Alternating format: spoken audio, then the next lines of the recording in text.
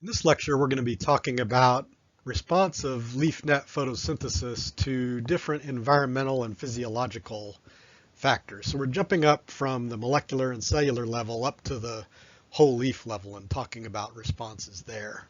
We're going to start with response to CO2 because the response of leaf net photosynthesis on the y-axis here to CO2 concentration tells us a lot about the physiology of net photosynthesis. Usually in these relationships, the CO2 concentration is expressed as intercellular CO2 concentration. That just means that's the CO2 concentration, it's actually indirectly calculated within the intercellular spaces of the leaf mesophyll. So that's sometimes referred to as CI, leaf internal I CO2 concentration. When we think about this response, you can generate this response just by measuring steady state net photosynthesis at different levels of CO2, so altering CO2 and measuring the rate of net photosynthesis at those different levels of CO2, we generate a curve like this. And if you think about then this curve, let's say the leaf is photosynthesizing at rate A2. And let's say the stomata close a little bit. As the stomata close, that decreases the diffusion of CO2 into the leaf. So the leaf intercellular CO2 concentration will go down and net photosynthesis rate will move down along this curve. So for instance, this movement from A2 to A1 represents a decrease in stomatal conductance or a slight stomatal closure. Another way to think about these relationships is, let's say we just go out and clamp onto a leaf in ambient CO2 and measure the rate of net photosynthesis. Let's say it's A1. So the rate of net photosynthesis is right here. And let's say we have this curve, we've generated this curve for that particular leaf. So it represents the response to CO2 of that leaf. So under those conditions that we're measuring in the field, that rate is A1. So we know the leaf internal CO2 concentration under those conditions is around 200 parts per million. But we know that the ambient CO2 concentration in ambient air is around 410. At least right now when this lecture is being recorded. So at 410, if there was no stomatal limitation, if those cells inside the leaf were exposed directly to that ambient air, the rate of net photosynthesis would actually be A2. So this difference between A2 and A1 is due to the limitation of diffusion of CO2 by the stomata. I'll elaborate on this a little bit in a separate mini lecture for the discussion where I talk about the calculation of stomatal and non-stomatal limitations using ACI curves. Here's another way to look at this curve. So again, let's say we clamped onto a leaf out in the field and find that that leaf is photosynthesizing at a rate of A1. So it has a leaf internal CO2 concentration of around 200, but again, that leaf is operating, it's photosynthesizing at an ambient CO2 concentration of around 410.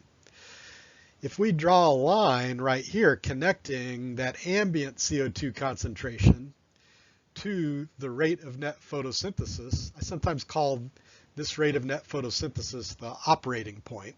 That's where that leaf is operating under these conditions. That supply function, the negative slope of that line is proportional to stomatal conductance. Okay, so the steeper the slope of this line, the greater the stomatal conductance, or the wider open those stomata are. So let's say that the stomata open, if the stomata open, that means the supply function will be steeper. Oh, messy line. The supply function will be steeper and the photosynthesis rate will be greater because that leaf will move up along this curve when the stomata open. Okay, so I'm just trying to sort of connect all these dots together so you understand how they relate to that CO2 response. Let's go over some physiological parameters that are associated with this CO2 response curve. The CO2 compensation point is just the CO2 concentration at which net photosynthesis rate equals 0. So this is the CO2 compensation point for this particular curve. The RUBP saturated region is just this straight region right here. So this is the RUBP saturated region.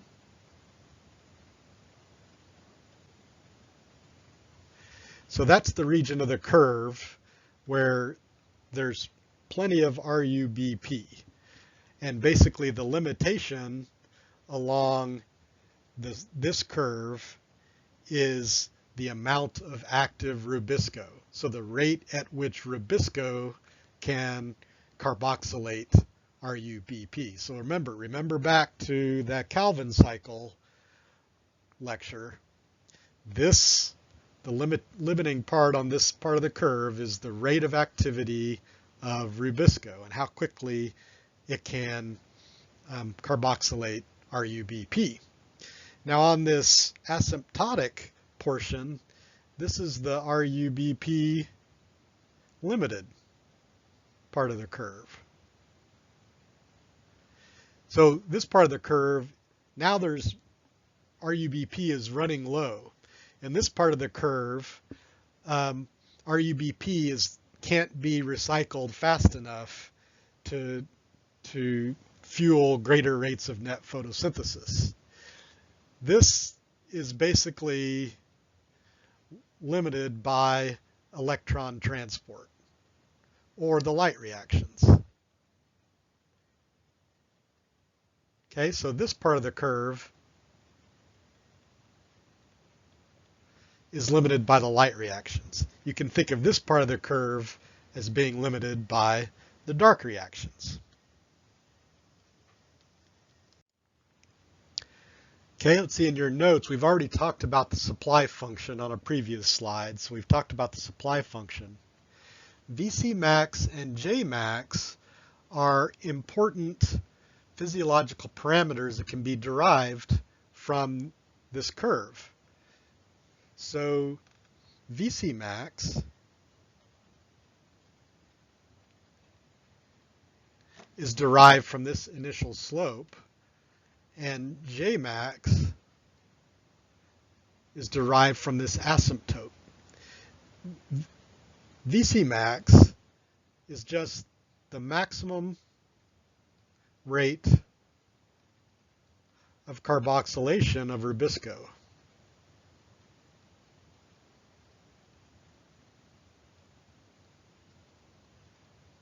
Okay, and that makes sense. I already told you that this slope is limited by the rate at which rubisco can carboxylate RUBP. So that term, VC max, is the maximum rate of carboxylation of rubisco. If you had more rubisco or a greater activity of rubisco, that slope would increase. It would become a steeper slope. So the slope of that line is related to VC max. J max is just the maximum rate of electron transport. And again, like I mentioned before, I mentioned that asymptote is limited by the light reactions, the maximum rate of electron transport, which determines how quickly RUBP can be recycled back for use in the Calvin cycle. So if there's greater activity or greater rate of electron transport, that asymptote will move up. These two terms, VC max and J max, you'll see a lot in the physiological literature. Those are really important terms that are used to characterize essentially photosynthetic capacity, and those are derived from these ACI curves.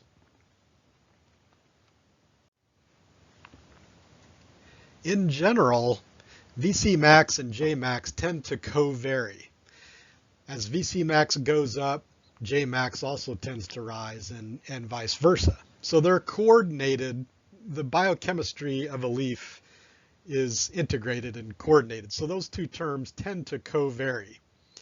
And another thing to think about is on the ACI curve, we tend to see leaves, we tend to see net photosynthesis rates sort of in this zone, about in the area where one or the other, light reactions and dark reactions, are sort of co-limiting.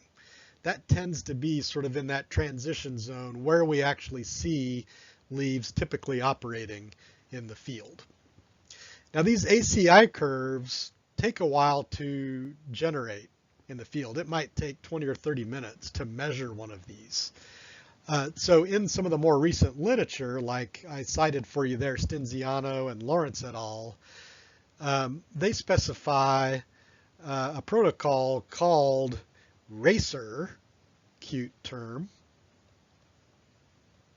which is basically a rapid ACI response protocol. So if you read those papers, you can see some protocols there for generating these types of curves and deriving, for instance, VC max and J max using protocols that are quite a bit faster. So as you might imagine, the response of net photosynthesis to CO2 concentration is of great interest to physiologists because the CO2 concentration in the atmosphere is rising every year. People have studied this relationship with whole plants a number of ways. They've used chambers, growth chambers, open top chambers, and this is an example here of a technology called free air CO2 enrichment. Free air CO2 enrichment. It's often abbreviated FACE. Free air CO2 enrichment. And what they do with this technique is construct towers around plots in intact forest or crops or whatever. And each of these towers has these pipes hanging from it. And they can pump CO2 gas out of these pipes. And let's say the wind's blowing in this direction. They pump CO2 through the pipes in the upwind towers, and that CO2 drifts across the plot. They have CO2 sensors inside the plot, and by automatically controlling where they release CO2, they can keep this plot inside the towers at an elevated atmospheric CO2 concentration. As you can imagine, that uses a lot of CO2, and actually that's one of the major expenses of these types of experiments, is it costs a lot of CO2. But there are a number of these experiments in different ecosystems around the world. So for instance, this is a FACE experiment in loblolly pine at Duke Forest in North Carolina. And this is an example of an experiment in aspen up in Wisconsin, another forest. And you can see, this is a nice aerial view, you can see all these plots with different levels of CO2. Some of these are controls, so some of these don't have any CO2 injected, but they needed to construct the towers to have a true control. Here's some data from a FACE experiment. This is in a European experiment that had a number of different broadleaf genera in it. And they've plotted basically the net photosynthesis rate just measured within the ring, so either under elevated CO2 concentration or ambient CO2 concentration. They just go in and just measure it and plot it against stomatal conductance. So this is just one way of plotting a bunch of different point measurements over time. But what you can see is those elevated CO2 plots for any particular stomatal conductance have a higher rate of net photosynthesis. So what this is showing us is that those trees in the elevated CO2 treatment had higher rates of net photosynthesis. And that higher rate of net photosynthesis, this is after, I think, multiple years of exposure.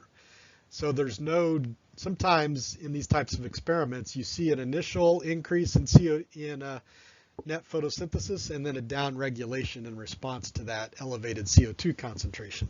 In this case, those trees continued to photosynthesize at a higher rate.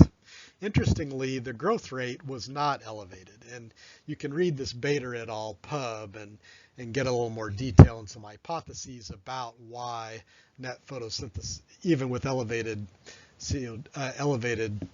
net photosynthesis rates, you didn't see elevated growth. So this is a light response curve, and this shows just what it says, the response of net photosynthesis rate to different levels of light. So photosynthetic photon flux density is basically the number of photons of light in photosynthetically active wavelengths striking a horizontal square meter of ground or leaf per second. So it's just a measure of the number of photons. So this is a typical measurement of photosynthetic light intensity. And what you can see is that response looks a lot like the CO2 response. It also is an asymptotic response. And there are different parameters we can get from light response curves as well. So those parameters are, so the net photosynthesis rate at zero light, so basically the net photosynthesis rate in the dark is the dark respiration rate or the aerobic respiration rate. So what you can see is that when net photosynthesis rate is below zero, that's a negative net photosynthesis rate. What that means is there's a net emission of CO2 per unit time per unit area.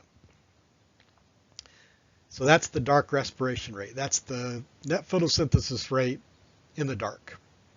As we increase the light level, we get a fairly linear increase in net photosynthesis rate. The slope of that line, so this right here, the slope of that line is the apparent quantum yield. So a yield is like a slope or an efficiency. So that's just the change in net photosynthesis per unit change in light. And that's relatively linear at these lower light levels. And that slope is called the apparent quantum yield. Okay?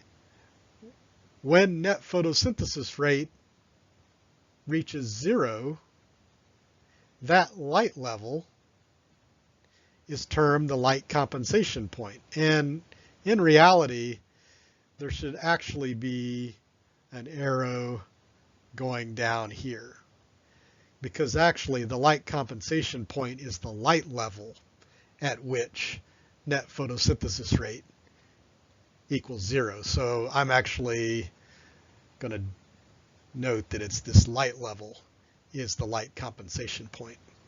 So basically that's the light level at which gross photosynthesis is exactly compensating for respiration. So again, you need to remember that net photosynthesis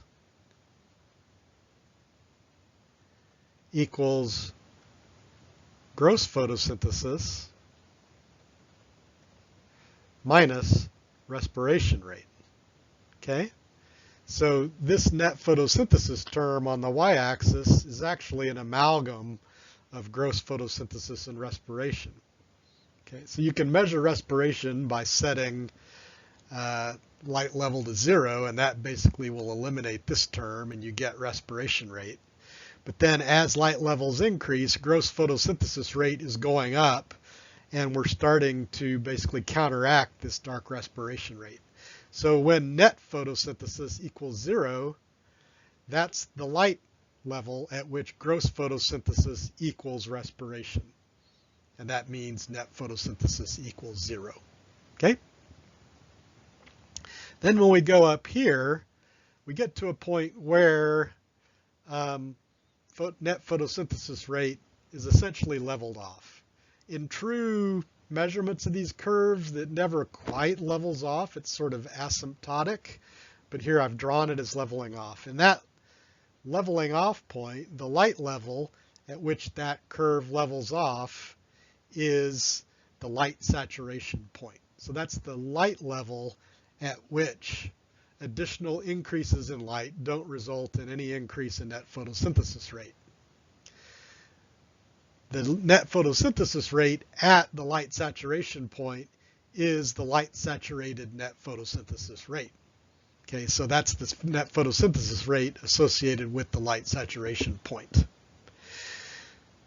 This net photosynthesis rate, that light saturated net photosynthesis rate, is a really common point measurement of net photosynthesis. So when people go out in the field with an instrument and measure net photosynthesis at some saturating light level, that's the light saturated net photosynthesis rate. So that's actually a really common photosynthetic parameter. So this curve and those parameters around that curve define the steady state response of net photosynthesis to light. And by steady state, what I mean is that when we're measuring this curve, we increase the light level and allow net photosynthesis rate to change and level off, and do that at each point. That's the steady state response of net photosynthesis to light. That's useful, and that's useful to know, but we also need to remember that in nature, there are usually not steady states.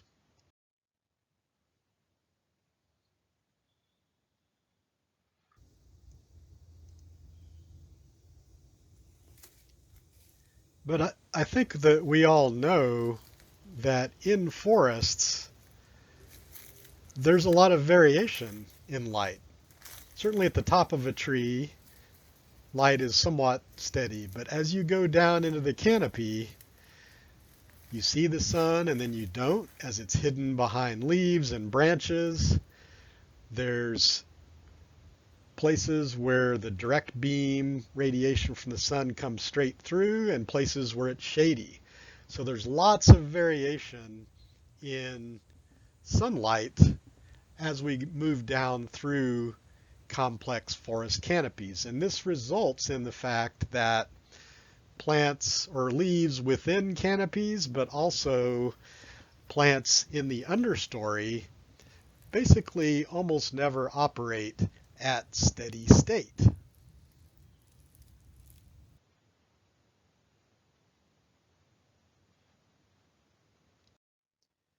So here's an example. This is a 10-minute time lapse of a spot in a forest. So we can see over time, those plants in the understory at some point are in shade and at some point are in almost full sunlight. So sort of looking at these plants, for instance, they move from the shade and in a period of 10 minutes are relatively quickly in bright sunlight, but then they move back into the shade. Those dynamics mean that, especially for things like these forbs in the understory, they often have adaptations that allow them to respond more quickly to changes in radiation. Those responses to changes in radiation are termed photosynthetic induction. So when a leaf is in the dark and is exposed to a change in light, the response of net photosynthesis is not instantaneous. These graphs show an example of leaves that are in the dark. So where this line is, these leaves are in the dark here and here, and then those leaves are exposed to full sunlight. And what you can see is that even though they are instantly exposed to full sunlight, their net photosynthesis rate rises gradually over time. And the rate at which those leaves increase their net photosynthesis to a step change in light varies. This is in beech, so these are tree leaves. And this author looked at leaves that were grown in the shade, so further down in the canopy, and then that were grown in half shade.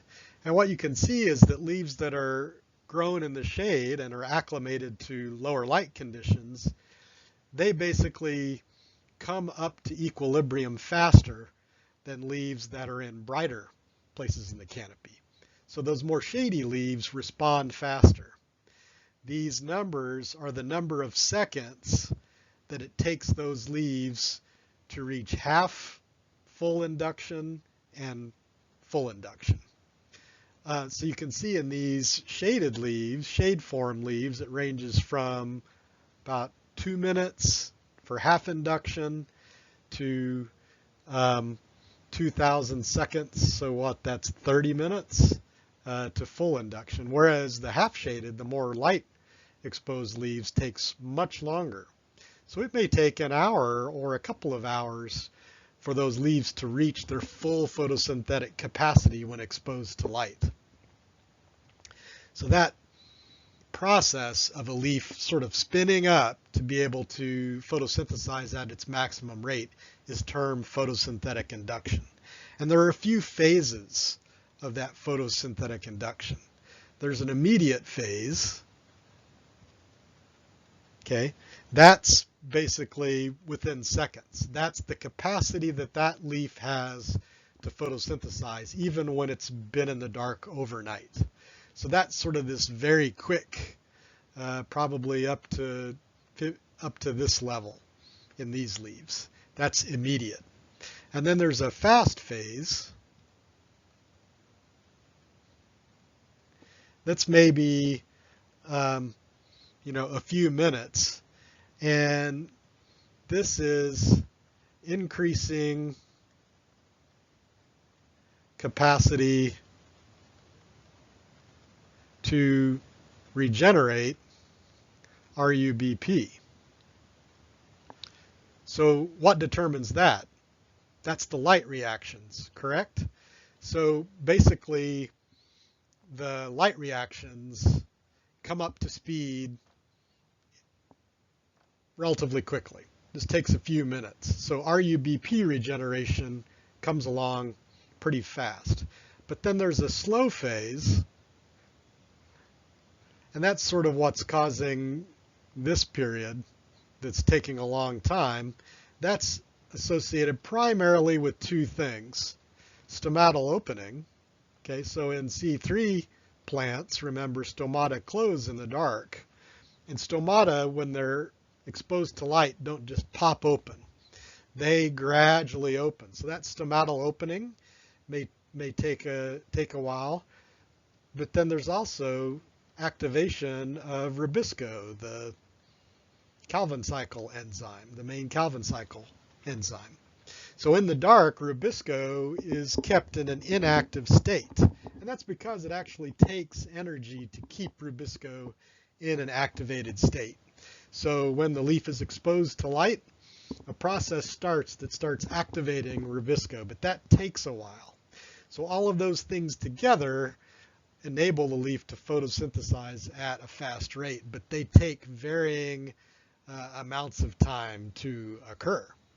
And that whole process is termed photosynthetic induction. And it varies depending on whether that leaf is acclimated to the dark or the light.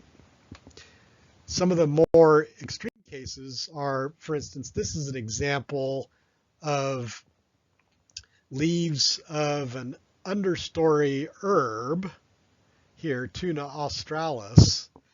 And basically what they did was expose these plants to light and then turn the light off.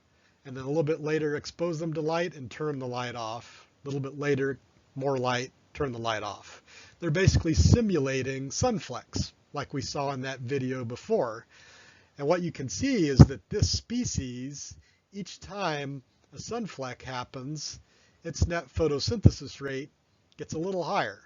the sunfleck's not any brighter. It's the same brightness of sunfleck, but at each sunfleck, it basically retains the previous level of induction and then gains some more induction at each sunfleck. That's an adaptation for an understory herb, because those understory herbs, about the only light that they see during a day is in sunflex. So their ability to rapidly induce, to stay induced, and then to photosynthesize in response to those short periods of sunlight can be really important for those understory herbs. There's a couple of side points that I wanted to make. So populous leaf flutter. This is sort of a side note, and it's related to non-steady state radiation, but it's actually just an interesting series of papers that John Roden published in the 90s and early 2000s. And John Roden published what I would just call a series of curiosity-driven papers. Roden was interested in aspen leaf flutter. If any of you have seen trembling aspen, like these pictures here, they get their name because when the wind blows through an aspen crown, the leaves flutter like that. They flutter back and forth because their petiole is relatively flat, and that serves as a little wing that causes the leaf to move back and forth.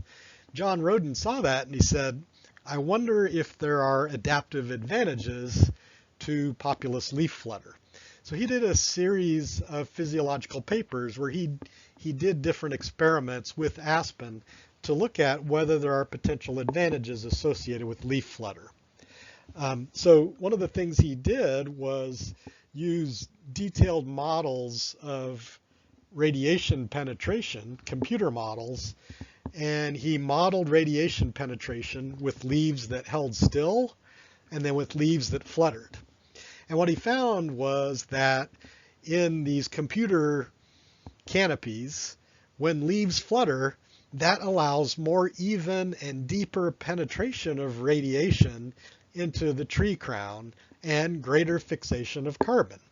So I thought that was a really interesting sort of approach to looking at, okay, here's this trait that we observe in nature. Are there potential advantages associated with that trait? He looked at a number of other things as well. He looked at changes in pressure. So I think I have another citation there where he basically had a pressure transducer on the leaf, and he found that as the leaf moved like this, it actually pumped CO2 into the leaf and enhanced photosynthesis that way.